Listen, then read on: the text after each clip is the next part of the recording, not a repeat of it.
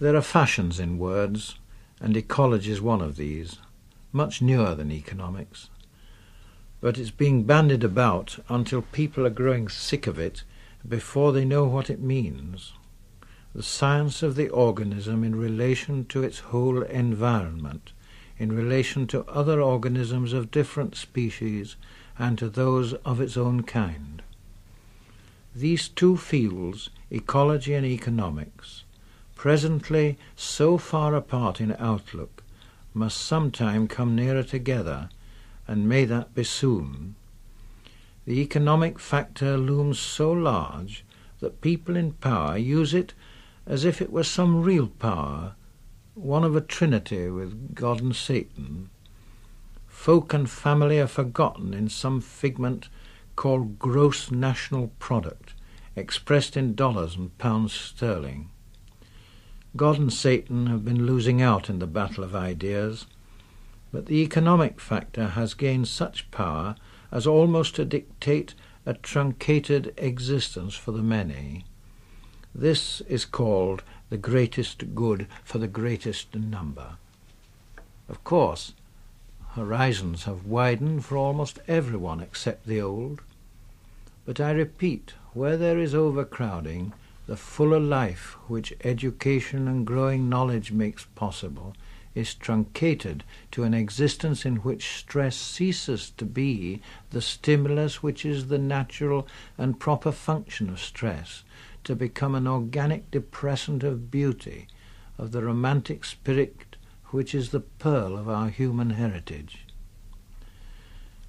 Man is probably the most adaptable animal on earth, but he's still an animal to whom natural laws apply until his ingenuity manages to overcome them in part. Comparative anatomy and physiology are still valid studies, and the ecologist extends them to behavior and environment. What lemmings are supposed to do when they get too many has become almost apocryphal, and the simile has been used often enough to prophesy courses of human behavior by people who have no understanding of lemmings or their environment or the organism-environment relation. Lemmings are small rodents living in a fairly simple Arctic and subarctic environment. As Charles Elton pointed out over 40 years ago, fluctuation of populations of Arctic animals is more pronounced than in the temperate and tropical zones. Rodents display this cyclicism particularly and give us good subjects for investigation. An American ecologist, Paul Errington, trapped muskrats in Minnesota to pay for his university education, and then, with characteristic brilliance, made the muskrat the central animal of his studies. He knew the creature so intimately that in the spirit of science he could learn much more. He noted their capacity to live together and increase. The philoprogenitive 19th century would have been charmed. Then the idyll begins to fade, for the animals become more quarrelsome and show signs of stress.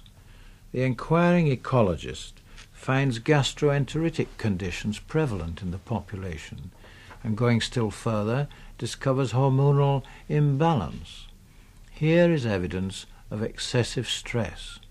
Numbers decrease, and the picture is of thin distribution. Then the cycle starts again. Man isn't a muskrat, but he bears some comparison.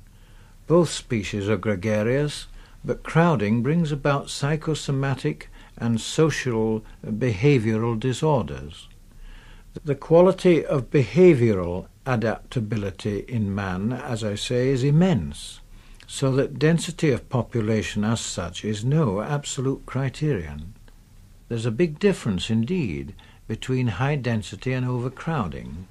Good manners allow great density without stress. Good sanitation and hygiene allow considerable density without a high incidence of gastroenteritis. Good town planning allows smooth flow of people. But what is all this if everyone has not a whole of his own?